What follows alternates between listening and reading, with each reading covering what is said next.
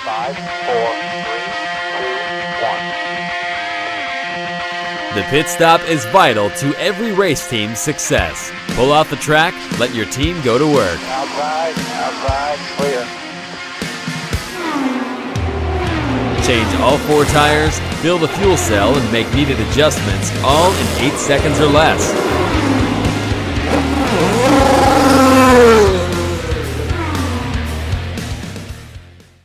Hey, good afternoon, good morning, good evening, whatever time you're watching, wherever in the world you're watching. Welcome to the Pits Are Open. Will Marotti, your host, Alex Smith, our engineer, executive producer. We're so glad to be with you, particularly if you're watching tonight on Speed Sport, Thursday night, Speed Sport 1. Thank you so much for tuning in, or if you're watching it as a recorded piece on YouTube or Instagram or TikTok or Hootok or wherever it is. I'm very giddy today. Yeah, thank you. Thank you for watching. And help us out, please. If you'd go to our website, thepitsareopen.com, when you go on there, there's a banner across the top of the screen. If you'd click on that, you can sign up for our weekly newsletter, which is so important. We love to get information to you. We only publish it once a week, so we're not going to bombard you with stuff. And we'll give you some really cool racing news. And also, we'll give you a preview of the upcoming episode of the Pits Are Open. So that would be very helpful. If you are watching as a recorded piece, particularly if you're on YouTube, would you please, right now, hit the like button and subscribe. Helps us a lot, and we appreciate that very much. We've got a great show for you today. 2 great guests. I'll say about in a moment. A couple of things I want to talk about, though, real quickly here. Big announcement last week. IndyCar race in Washington, D.C. I was like thrilled when I heard it. And, amazing. We had Roger Penske at the White House with the president, and they're talking about this. What I was even almost more amazed about was the level of negativity that was coming out about the race, which I'm gonna talk about that in a moment. But August 21st, Freedom 250, going to be the first time ever a motor race has been in Washington, D.C. to celebrate our 250th anniversary. Fabulous. I can't wait to go. It's going to be wonderful. And, but yet there was some negativity about that, which is kind of interesting. We'll talk about that. Also, hey, this is kind of cool. So Tim Cindric, at the end of the 24 season, decided he was going to step back, not do IndyCar, focus on the NASCAR program. Well, apparently IndyCar was calling out to him because he's decided to come back. And he's come back in a different position than he was when he left. But he comes back as Scott McLaughlin's race strategist on the number 3 car for Penske. I liked him. I think he's a brilliant guy. I think he just added so much to Penske over the years. I'm glad to see him back in that capacity. And so that's going to be great. It's going to help Scotty Mack. I think Scotty's a great driver. I think Tim's wisdom, experience, demeanor, I think all those things are going to come into play and help Scotty Mack with a great run this year in the NTT IndyCar Series. Do we want to do it now or hold off? Well, you want to take a break now? No. Okay. No, not yet. All right. So I want to talk a little bit about this race in Indy because there was a lot. I was shocked immediately. I read a lot of things. I heard a lot of things. People were wondering about the feasibility of the race, the timing of the race, the strategic value of the race. And I have to say, and I might be wrong, Alex, God judge me if I am. I have to say, after reading and listening to what people had to say, I think it has to do more with people having an angst against the current administration, aka Trump, than they do for the value that this brings to racing. I mean, let's talk about the feasibility for a minute. Is it possible to set up a temporary road course? I've been hearing this for days. Oh, you can't do it in 6 months, not enough time.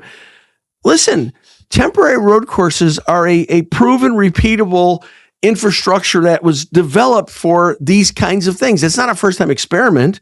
We have modular components and safer barriers and bridges and timing system and looping systems and paddock structures. All of these things were designed for rapid deployment. And IndyCar, it's not like they're a novice at this. IndyCar's been doing street course racing for decades. It's been done globally for decades. So the feasibility thing, I think, is a little bit of a stretch. You got 6 months. And just for, if you didn't know this in history, back in 1930, they did a little building project called the Empire State Building. Steel frame building, 1930. Think of what we didn't have in 1930. We didn't have sophisticated construction equipment. We didn't have cranes that were as big as the Empire State Building. We didn't have computers. We didn't have laser guided measuring systems. We didn't have AI. Do you know they built the Empire State Building from the ground to the finished completion in a little over 1 year? 1930, and we're hemming and hawing about 6 months isn't enough for a road course. I don't see it. It's the 250th anniversary of the country. My goodness, what is this? IndyCar represents engineering, ingenuity, innovation, drivers. Amazing, right? Then this will be the first time in the nation's history that there's a race there, and it reinforces IndyCar as America's #1 racing series. It's unbelievable. Oh, by the way, admission is free. They're not charging for it. And so you've got people, it eliminates the economic barrier. You've got families, you got tourists, you got people on vacation, you got all kinds of people that are going to be coming. First time casual viewer, first time coming to a race. It's wonderful. And you know what it does? Because we're not charging for it, it generates organic, massive crowds, which TV cameras crave. How many times you look at a race, particularly NASCAR races, you look at NASCAR and all the stands are empty. And you go, oh, it does look good. That won't be the case here, folks. It'll be packed, I promise you, unless it's raining or snowing. Is it snowing in August in Washington? Probably not, right? So it's an amazing, in my mind, it's an amazing fan acquisition strategy. And again, defining moment for IndyCar. You only get to be the first once, right? So they're the first time, first only exclusive series racing in our nation capital. It's going to be wonderful. And then there's Fox. Now, you know what Fox did for IndyCar last year? Blew up the numbers, 8 million at peak watching the Indy 500. Biggest viewership since 2016. Well, don't think that they're not going to push this like crazy. And think about the background, the Washington Monument, the Capitol. Those are all the backgrounds of this thing. You can't make that. It's incredible. No, can't get that anywhere. Production level is going to be bizarre. And then you're going to have a tremendous crossover. You're not just going to have IndyCar fans. You're going to have political people. You're going to have news people, regular news people. You're going to have sports. It's going to be fabulous. It's going to be fabulous. So let me just say, and I'm writing a fairly significant op-ed piece on this. So I'm going to try to get out to all the Motorsports Journal things. Conclusion. So really, should we be up in arms about this, or we should be thrilled for IndyCar and thrilled for motorsports and thrilled for our country? It's technically feasible. It's historically aligned. It's expanding the fan base. It's defining the series for years to come. And guess what? It has broadcast enhancement. So I would say for IndyCar at least, and they've been working on this for a while apparently, it is probably the most strategically sound, culturally resonant move that IndyCar's made in decades. And so I say congratulations, IndyCar, Roger Penske et al. All right, let's take a break. Don't go away. We'll be back with our first guest. You're going to love her. She's a very exciting story coming up. Don't go away. This segment is brought to you by Redline Ace. In racing, how you show up matters, and Redline Ace makes sure your team looks the part. Located just minutes from the Indianapolis Motor Speedway and Speedway, Indiana, Redline Ace specializes in high-performance motorsports graphics trusted at every level of competition. From custom wraps and team branding to helmets, haulers, hero cards, and more, they make sure that you look as fast as you drive. Check them out at redlineace.com and see why champions trust Redline Ace to keep their image in victory lane. Welcome back. I got to tell you, I'm so excited about our first guest. We met in person for the first time at PRI this year, which we met a lot of people at PRI, which is very exciting. Her name is Kendra Sommer. She's an automotive and motorsports broadcaster, recorder, producer. She's the CEO of CWK Media, best known for her program Cruisin with Kendra. It's a series. She's been on major news channels, Motor Trend, Fox Sports, History Channel, Hot Rod Magazine, and she's building an incredible business. So I want to welcome for the first time with our Speed Sport audience, Kendra Sommer. Kendra, welcome. Thanks so much for having me. Thanks for being patient with our long intro. We don't normally go that long, but I feel kind of tweaked today.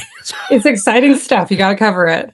It is. You have to, right? So tell the folks, tell us your history, your background. You're really doing something amazing. How did that kickoff. What was the genesis for that? And then tell us about your company. Definitely. Well, thanks for having me back. I know that when I met you at PRI, I had pneumonia. So I'm glad that we're still talking after that because it's a little rocky. But I started CWK, our company, in 2017. I was a news reporter and I wanted to go to SEMA. I would go to my news director every day and pitch car stories when I was a local news affiliate. And he would say, nobody cares about automotive. And I knew that wasn't true. Right, exactly. I knew that wasn't true because I grew up with a gearhead dad and spending, weekends in the garage with him, goofing with our scouts. And I just thought, you know what, I want to create something where I can go to these trade shows, meet these amazing enthusiasts, and hopefully build something. And I started in my parents' basement with no business experience, no money. And now we've worked globally. We were in the Middle East working. We work with all the OEMs. My favorite job was working with Brunswick. And we flew, the Mercury Marine, and we went 175 miles an hour down the Miami coast with the Brunswick CEO. Oh my gosh, that's insane. It is. What? I mean, you said you worked for like a local secular, it wasn't a sports news. It was just regular news. Is that? Yeah. And they weren't interested. They weren't interested in motorsports.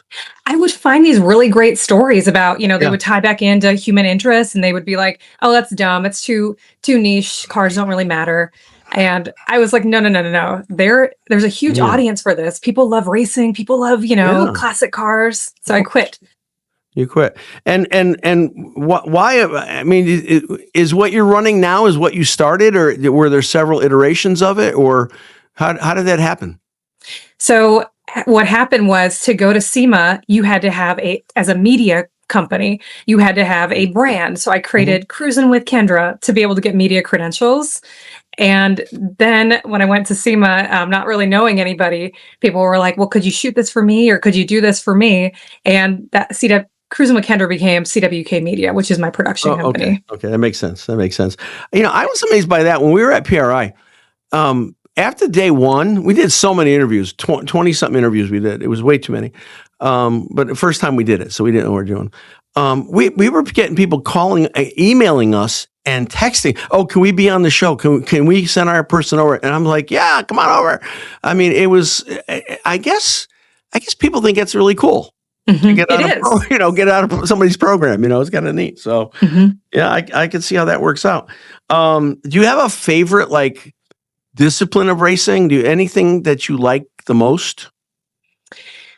I mean, I just like going fast, but I thought the P1 offshore racing series was pretty cool. That's high performance marine. And then I've been able to work with NASCAR several times, going to different events. I went to the doubleheader down in Texas a couple of years back, worked that. It was NASCAR and IndyCar.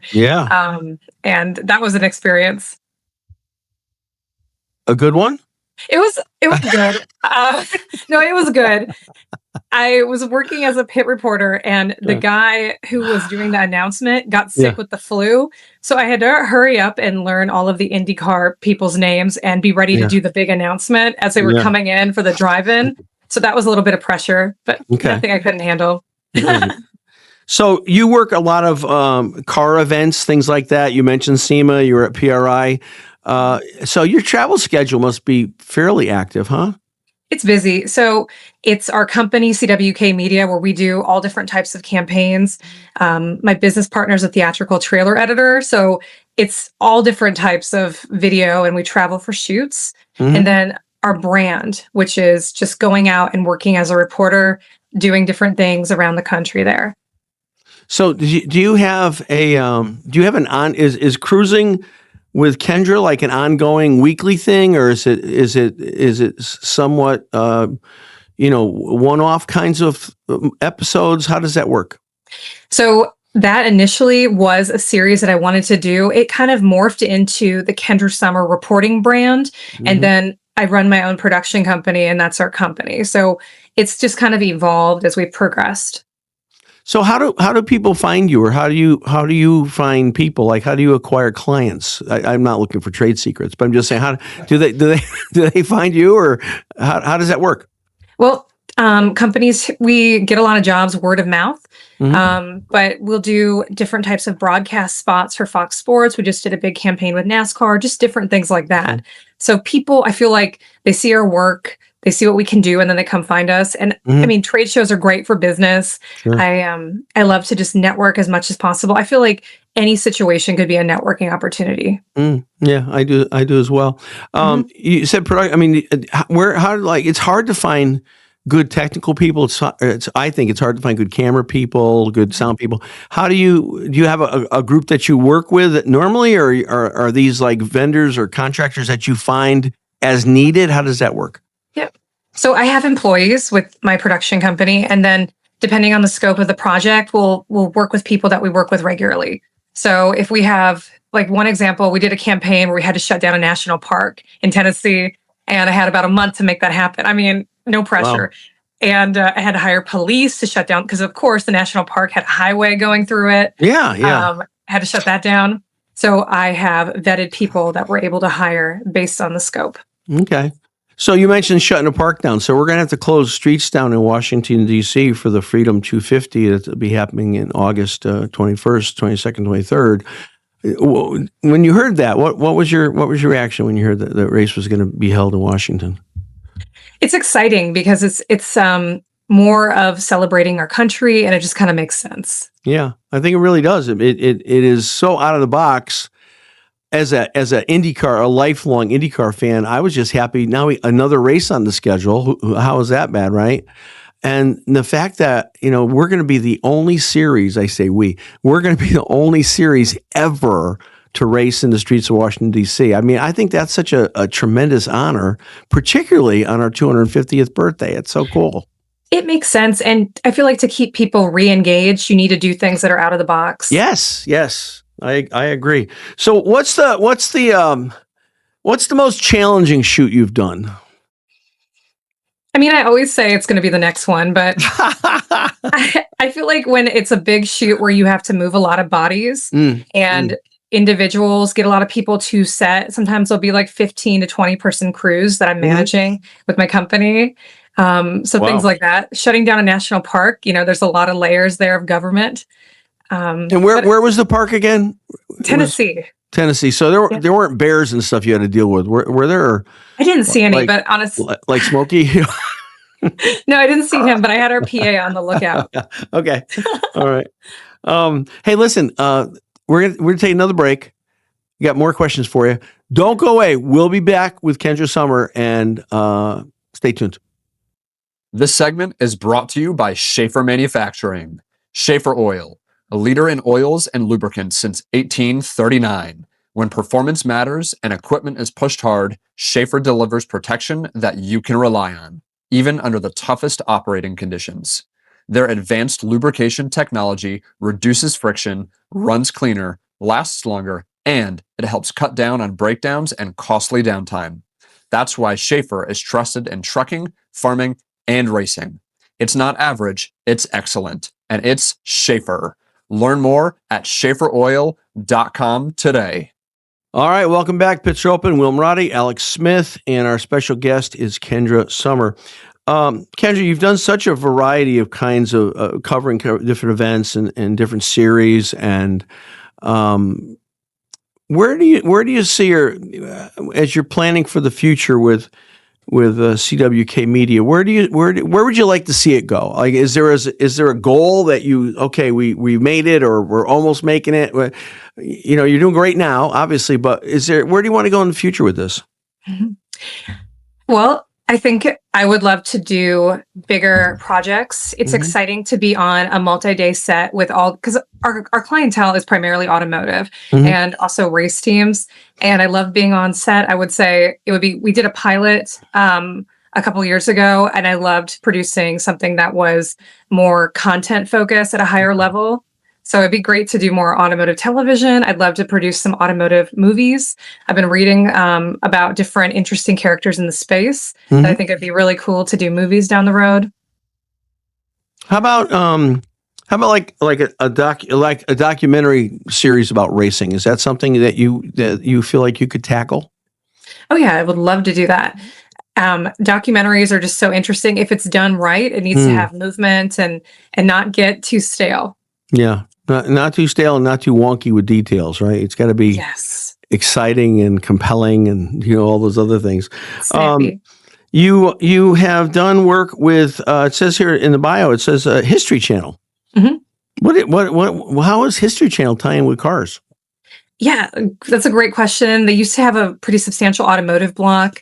And do you remember the show Power Nation, Power Block? Yeah. So they were building a Scout. I'm a big Scout enthusiast. And they contacted me and said, hey, can you give us some background history on the Scout? And I did. They came to my house and we did a full production with our trucks. Really? The Scout's it's a pretty amazing vehicle. Somebody else just told me about a Land Rover vehicle that they stopped making and the guy started making them privately. Oh, what are they called, Alex? You remember that? But those kind of I call them like the pre-SUV vehicles. They were like the Bronco, things like that. Were really kind of cool vehicles, and I think I put the Scout in that category too. That's pretty amazing.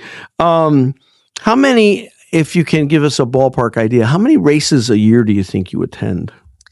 It depends on our partners. So we work with a lot of partners that align with NASCAR. We just shot the event in Charlotte. So we were there working with different photographers for clients. I'd say maybe like 3-4, depending on the needs. Wow, that's pretty neat. And I'm not going to ask you what your daily ride is, but I imagine it's probably something fairly fast. I don't know. I mean, I wish it was fast. Yeah. I just purchased a car because I live here in LA and North Carolina too. And in LA, I ended up with a Subaru, which I feel like violates all cool car standards. No, Subarus are cool. We have a great Subaru dealer right down the street from us, and we love Subarus. So you're East Coast, West Coast? Yes, bi-coastal. How does that work? That must be tiring. It is, but it's nice to be able to see our partners on the East Coast and then fly over here to California. So what is home for you originally? Green Bay, Wisconsin. Oh, sorry about the Packers. I know. Tragic. It's amazing, though. It seems to me like there's a lot of motorsports people in Wisconsin. I don't know what the draw is. I thought it was all cheese farming and football, but right? Is that true or is it just a misconception on my part? There seems to be a lot of motorsports people in Wisconsin. Oh, no, you're totally spot on. I mean, we have Natalie Decker. She's from north of me. And we've got Danica Patrick. She's from Wisconsin. Yep. And then, we've got some really great race teams too. Right. Oh, and Elkhart Lake, who could forget that? Of course. Yeah. I mean, it's a great track there. But it does seem like there's so many people in racing that have a Wisconsin background. It's pretty amazing. It's so cold there, though. Oh, my gosh. Of course, it's been cold here. We're breaking records here in Connecticut, how cold it is. It's wonderful. It's crazy here. So anything that you can share, upcoming projects for 2026? So with our CWK company, just more projects with different partners in the automotive space. And then with my personal brand, two things. I'm wanting to really highlight different celebrities' passions, so different collections that they have. And then I think the biggest thing that I'm really trying to do in 26 is showcasing women in our space and even men that you can really do what you want to do. I mean, you can build. I love cars. I love the car industry, and I made it work for me. You don't have to just fall into these specific categories. Right. I agree. So if somebody wanted to do a racing documentary kind of a thing, how much lead time would CWK Media need once they had the basic understanding, script, theme, story? How much lead time would you need before you could actually, start rolling the cameras, as they say? I think it would depend on how heavy the scope is. Yeah. So if it's going to be all these different locations of filming and things like that, we would need to put that together. But if it's something where it can just be in one spot, we could look at that and figure that out. Maybe 6 weeks. Oh, good. Wow, that's great. I thought maybe a couple of years. Okay, cool. Hey, listen, unfortunately, we're out of time. Thank you so much. I'm glad you don't have pneumonia anymore.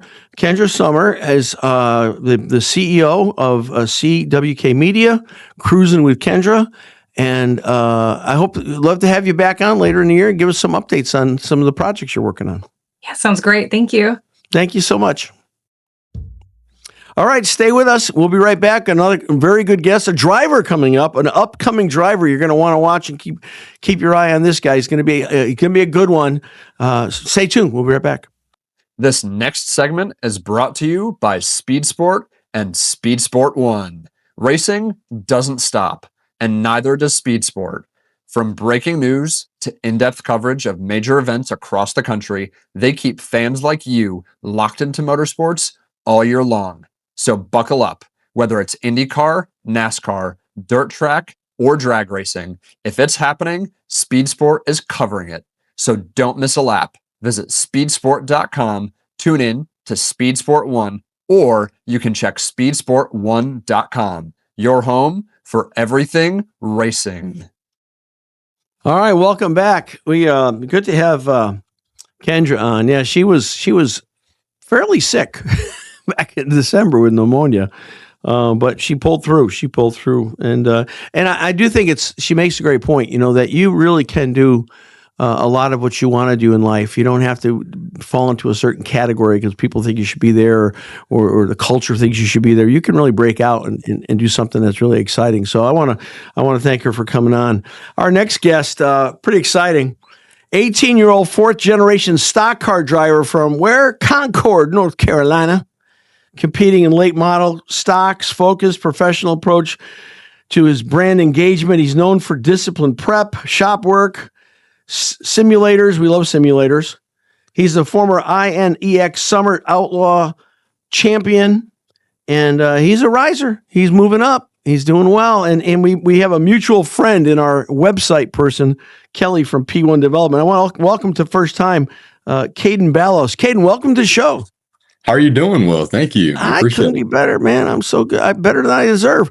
Yeah, I was talking to Kelly this afternoon, so I guess you work with he works with you, or you work with him, and he works with us too. So yes, sir. That's cool. Good connection. So Yes, he tells me that you are fast. You are an upcoming driver, fourth generation. Really, you got all that racing in your family history? It's in my blood, sir. Honestly, it really is. My fourth generation comes from my great grandfather. My grandfather was in NASCAR. He was in the Goody Dash years in like the 80s. Wow. So yeah, it's in my blood. Adrenaline is pumping through it, to be honest. So how long you been driving? I've been driving since I was 7 years old. Yes, sir. Yes, sir. You remember those early days? Sure do. I remember the first time I put my helmet on and it was choking my neck and I felt claustrophobic, but now I'm used to it, What was your first race, Caden? My first race. It was what type of car was it? The dirt carts, but they were prep tires, so they are on oval, short track ovals, so very fast for me as a kid. Sure. And my mom never let me do the flat carts. Only anything with roll cages. And everything was only 4 wheels as well, never 2 wheels. So from there, I progressed from dirt carts to bandoleros on asphalt. Mm-hmm. And then from there to legend cars. And then here we are at late models. So that's kind of my story. I think I saw some clips of you driving the legend cars. Those are cool cars. I mean, they sound good. They're crazy. They look neat and they're fun to drive. Yes, sir. So what was last season? Tell us about last season. What were you driving? How did it go for you? Yeah. So last season we raced about 6-7 races in a late model stock car. So we raced some Hickory Weekly Series. We raced a Cars Tour debut. It was pretty much a learning year, saving up for this year. This year we're really giving it our all, really putting all into every different avenue of racing. So last year was really a test year, getting everything ready for this year. And are you doing Cars Tour again this year for like a full season? How's that working out? What do you got going on? Yes. So we'll be racing select races from the Cars Tour. I know for sure we'll be racing the Hickory race. We'll be racing the Langley race. The first race, especially on Coastal Plains, the 21st. So we'll definitely be racing like the North Wilkesboro race, just to name a few. Wow. I'll actually be competing in a lot of different weekly series like Hickory, Tri-County, Caraway, Orange County. Man, I'm super pumped to be able to do all this kind of stuff, man. To be honest. Now, is this your team or do you drive for a team? So technically this is a team that me and my dad have put together. We have, select people like Tommy, Petey, some people that work on the same people who's in our shop. They work on their cars as well. So they come over and work on ours. And sometimes we invite them out to help. So we're kind of I would say a put together team on our own. Yeah, yeah. And how about school? How are you finding time to get? I mean, Yes, sir. Are you finding time to go to school? It's about growing the capacity, right? And that's kind of what I've been doing over the past 2 years, just growing my capacity, being able to do many different things. School has kind of just been one of the few at this point. Okay. And so you're positioning yourself for the future. You're getting ready. You're getting experience. Yes, sir. Where would you like to go in the next 2 or 3 years, do you think? Yeah, I want to become experience-wise. Yes, sir. I want to become the best race car driver that I know I will become. If that means NASCAR, Formula, whatever the route takes me, I know that my skills are necessary to get there. And I want to hone in on them skills, especially this year, and really just practice my talent and get to where I need to go. That's kind of the story.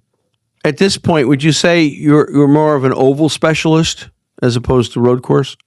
That's where my experience lies. I'd say it's about 90%, 95% oval. I do a lot of simulation work in road course as well, just to balance out my skills. Yes, sir. So you're not married to stock cars necessarily? No, sir. Actually, a matter of fact, right on that subject, I'm actually testing Skip Barber in VIR in April. No kidding. I got the opportunity. He reached out. We were actually pitching them a sponsorship and doing certain things and just reaching out to them. And they ended up being gracious enough to gift me a free opportunity to go out there and race. So, I mean, I'm so excited. We're going to go out there in April, I think 25th. So we'll be out there and I'll race the VIR Miata. We'll go out there in the Miata at VIR before then, just to get everything, ready. I've never actually really raced road course. So Wow.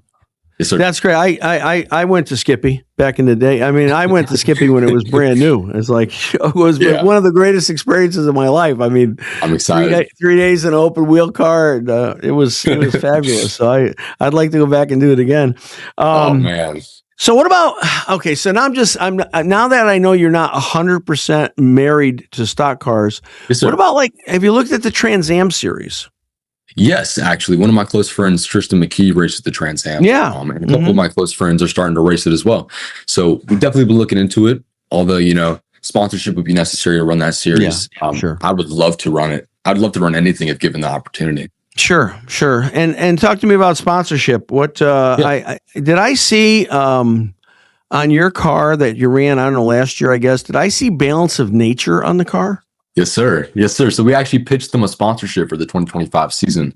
And some doors opened, some doors closed, and it ended up being a commercial. We got to get together and put on a really cool, sentimental story about my racing career and upcoming through the journey of a NASCAR star, right? And that's kind of the angle they pitched. And it's super cool because I was able to really put my name out there through commercials, through the content that we created. And it's so cool to see these doors finally opening after all the hard work. Yeah, good for you. I mean, I'm curious because I have on my desk in my study at home, I have, 2 bottles, a green bottle and a red bottle, and they're Balance of Nature, right? Nice, yes. And I pitched them 4 or 5 years ago, racing stuff. Didn't happen, didn't come together, but I've always been fascinated by the company and love what they do. And so I was like, when I saw that in your car, I'm like, oh, wow, Balance of Nature. How cool is that? It's really good. Who else have you worked with sponsorship-wise in the past? So Balance of Nature was one of the biggest ones, I'd say. Other than that, we worked with 1 Hour Heating there. A couple guys here and there, small sponsorships, but no big hitter in particular. Still an open spot, willing to fit. If anybody's out there looking, this is a good opportunity for a young NASCAR rising star to get a shot. So that's kind of where we're at. Not really any big sponsorship yet, which is what we're pitching for. Yeah. I'll tell you, that's one of the things I've always felt and had a passion about for younger drivers. Because when I went to Skip Barber, I had no idea about it. I didn't know sponsorship. I was in my 21, 22 years old. I didn't know what was going on. And, I raced for 2 years until I ran out of money. And then that was it, right? So, and I know that's the story. Some of the best drivers in the world just don't have the funding, and they're sitting on the sideline. And I feel so heartbroken for these guys because, man, I know drivers right now that could get out there and compete at a high level, but they just can't afford it. They can't fund it. So we're trying now to come up with a new system because I firmly believe the traditional sponsorship model is broken. It is. And it is. I'm desperate to come up with a way to help young drivers get into those rides and perform the way that so many of them can. You're probably one of them as well, right? So Thank you. What training, if any, do you have in acquiring sponsorship? So I've actually acquired a book that I acquired from my friend, and it's a course that he ended up writing about. And he took a note. It was about a $10,000 to $20,000 course on sponsorship, and I've just now recently took it over. So it's going to be nice to finally actually have some guidance throughout this, because I've kind of been just doing it on my own with my family.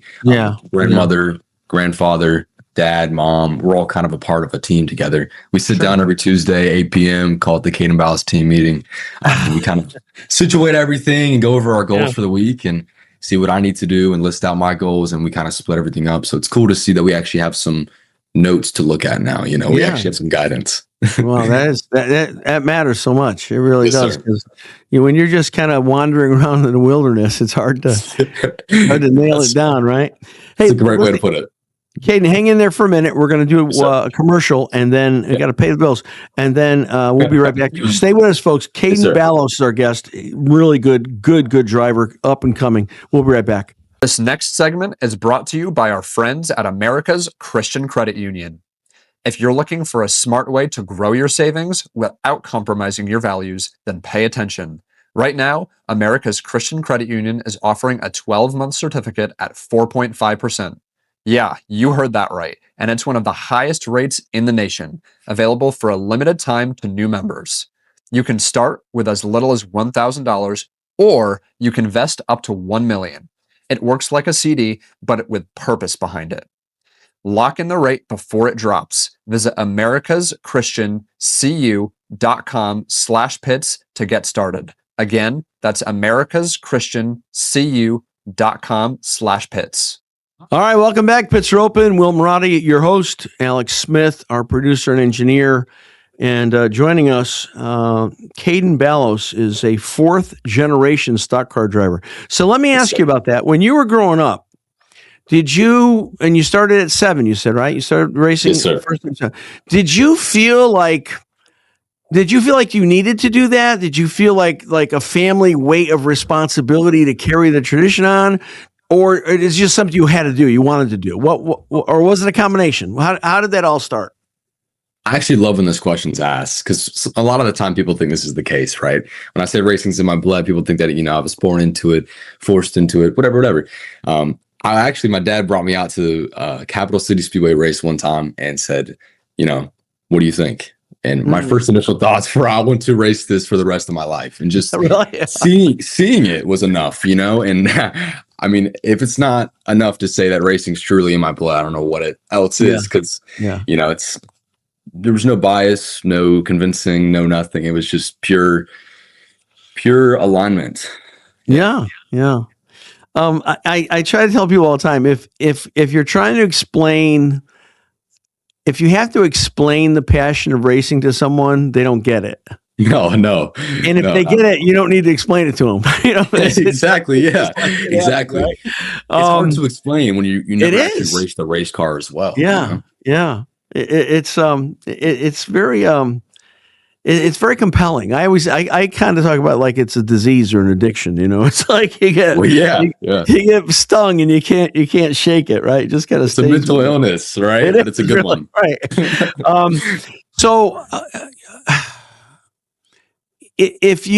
Where would you like your career? Let's say you write the script and 7 years from now you're reaching your peak. What series? What would you like to be doing? Is it Cup? Is it NASCAR? Where would you be? Preferably, I'd like to race in the NASCAR Cup Series. That's the goal. Okay. I think ever since a kid, that's been my goal. Looking up to Kyle Busch and the M&M car, definitely wanted to race in the Cup Series and still do. If any opportunity shows, I would definitely take forth it. I think some of my bucket lists as well is to race road course, like the Rolex 24-hour, some IMSA races. I think I need to be more well balanced in these areas, and as well, I'm fascinated by road course. So you said you're doing a lot of simulator work. Yes, sir. Tell us about your rig. What do you have that you're working on? Yes, sir. It's a track racer rig, so it's a 4-monitor setup. We got 3 Big monitors. It's all together built in. The seats built into the pedals. Everything's built in. Shifter, everything in the fourth monitor above. Really nice stuff. I'm just actually now started streaming, and I found some super cool stuff. Got a webcam, and I'm super excited. You know, I just started a Twitch and everything, and it's so I'm just so passionate about this stuff, man. Yeah. Honestly. I'm having a guest on next week, I think, who started has his own iRacing league, but he just for the first time held an event in Chicago, the iRacing Expo. And he just had it for the first time this past year. I'm going this coming year. I'm going to go. He had over 2,000 people at his first event. Wow. And he had companies coming and wanting to bring their sims, wanting to demonstrate. And he said he couldn't even believe it. He was out of his mind. He was so insane how well, you know, you have something like that. You know, is anybody going to show up? You know, you're wondering who's going to come, right? He had over 2,000 people at his first event. I mean, so anyway, he's going to be on next week, and we're going to talk about that. But I think, tell me if I'm right on this. I think the whole simulator thing is so generational. Because like the older drivers, they didn't have that growing up. That wasn't even an option for them. But now it seems like anybody that's your age or around your age or certainly younger than you, it almost seems like it comes with the territory. If you're a 16-year-old race car driver, you're on a sim or you're doing sim work. How much do you think the sim helps you in terms of your actual driving style, your understanding of tracks? What's the greatest value to you, Caden, about simulator work? I'd have to say, if you're not on the sim at least every week, you're getting left behind as a race car driver. Really? It's very important. Very, very important to stay on your toes and just keep up your reaction time when it comes to racing and just get the feel for it. If not, you know, driving behind a car, going fast, you know, you really honestly need to feel as if you are in the race car on a week to week basis, or else you're going to get left behind. Truly. Yeah. See, like AJ Foyt would never said that, but it's because they never had electronics when AJ was racing. Right? Yeah. Complete different generation. Completely. Yeah.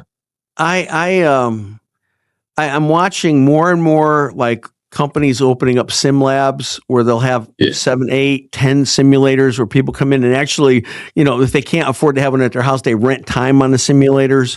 I mean, a good friend of mine is the president of a company called Simcraft. And I think I've heard of that. Yeah, it's one of the oldest simulator companies. Sean's father started the company in the 70s, and they were working with airplanes. They were making airplane simulators and working for the Department of Defense. Then his dad had a heart attack and died, and Sean took it over, and now it's all racing simulators, and they're intense. They're incredible motion with the motion ones. Yeah. Oh man, and I mean as real as you could possibly imagine. And so. I guess the simulators are just it's not I was gonna say the way of the future. It's not. It's what's happening right now. To your point. If you're not on a sim now, you're falling behind. You are 100%. Yeah, no doubt behind it. I mean, it shows you so many different levels of patience behind the wheel. Being able to control yourself in every different type of track, every different type of weather, every different type of atmosphere. You're adapting, so it's very important in racing. So do you have access to different kinds of tracks to race? Yes, sir. Majority of the Cars Tour tracks are actually on there, like Hickory, North Wilkesboro, Langley. A lot of the tracks that I race at are on there, so it's cool to be able to practice on there before I show up. Can you get VIR on there? I think VIR is actually on there. It is on there. Okay, so you can do that, right? I mean, that's another thing too. I mean, gosh, there's so many tracks available. You can race anywhere and never leave your sim room wherever where is your sim? What part of the house is your sim in? It's actually the first thing you see when you walk in the door. It's straight to the left. It's like my own little. It's like a man cave, I call it. It's super cool, like a little streaming room. Yeah, man, it's awesome. Good. It's, especially as NASCAR is starting to have a rise, it's going to be even more prevalent to be on the sim. Yeah. You mentioned the Rolex. I mean, they had record attendance. Man. I mean, I was watching on TV or streaming, whatever it was. And I mean, the grid walk before the race was mind blowing. I mean, I don't know chills. how many thousands of people they had on the Yeah. grid. I've done a lot of grid walks in my life, and that was like, holy cow. Yeah. Why do you think sports car racing is having such a massive growth period right now in the United States? Why is that, do you suppose? It's one of the honestly most pure types of racing. Clean cut, very professional. I think it's the last, if not one of the only leagues out there that actually use real safety and real precaution when it comes to the race cars, especially how dangerous they are. I'd have to say, the Rolex 24-hour winner, Connor DeFilippi, I was just thinking about this. He actually goes to my gym. I got to see him and talk to him. Kidding. Wow. No, yeah, not even kidding. Cool. It's called Pit Fit. It's a cool, Yeah, of course. cool Yeah. place. Yeah. Yes, sir. So get to pick his brain on different things. He was saying, I was talking to him about the rivalries of racing, and how the differences and how different years can impact the year you have currently, and how rivalries are very, very, very prominent in racing. That's awesome. It's cool to hear it. So yeah. Okay, listen, thank you so much for being on. Will you come back in a few months, give us an update on your season and what's going on? I'd love to have you on again. Yes, sir. We'll do. All right. I'll definitely hit you up. Thank you, sir. Well, thank you so much. Caden Ballos, everybody. It's going to be a great one. Keep your eye on him. I like it. Appreciate it. Thank Thank you, you Will. so much. Hey, that's a wrap for us. We're out of time. We're done. Thank you so much for watching Speed Sport 1. Thank you so much for your support with our newsletter. Our newsletter family is growing, and I want to ask you to go back there to our website, The Pits Are Open. When you go there, you'll be able to. There's a banner across the top. You click on that banner, and very simple. Your name, your email. That's it. I think we ask maybe what state you're from in the United States, just to keep track of that geographically. We'll only send you one email. We're not going to bombard you with emails all the time. And we'll have some really great news, courtesy of Speed Sport. We'll have some great news on racing events that happen or coming up. And then also, we'll give you a preview of the next episode of the Pits Are Open, who the guests are, a little bit of their background. So it's a great way to keep track of the show. Also, when you're on the website, either mobile or desktop, at the bottom right-hand corner, there's a little purple-blue microphone icon. If you click on that, you can leave us a voice message, and we're always looking for your input. What guests did you really enjoy? What do you like that we're doing? Who would you like to have on we haven't had on? Or is there a type of racing that we haven't covered yet? So anything like that at all would be very good. Now, or you just want to say hello, you can just call and say hello. So we are glad to have you on watching us. We're glad to be on. Alex, thank you so much. Yeah, you said something earlier about setting records here in Connecticut. Yeah. And I have a new goal in life. Yes. Move somewhere where the speed limit is never lower or never higher than the temperature outside. Well, there's a good goal. There's a good life goal for you. All right. Guys, thanks so much. Appreciate your support so much. We love you. And we'll see you next week on The Pits Are Open.